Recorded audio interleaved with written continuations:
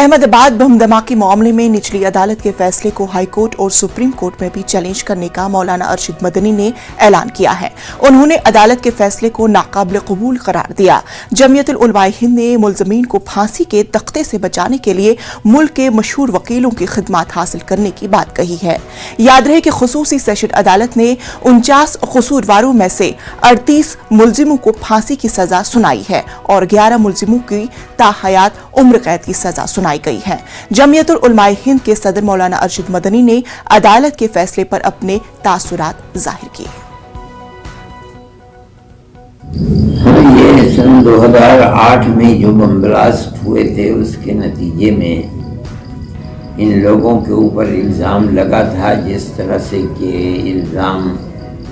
बराबर मुसलमानों के ख़िलाफ़ लगते रहे हैं और जमीयत उलमा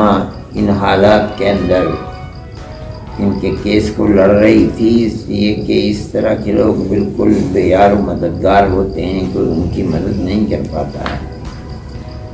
जमीयत उलमा हिंद ने इनके केस को लड़ा और ये 13 साल से तकरीबन 77 आदमी जेल में बंद थे और हमें ये तवक्को है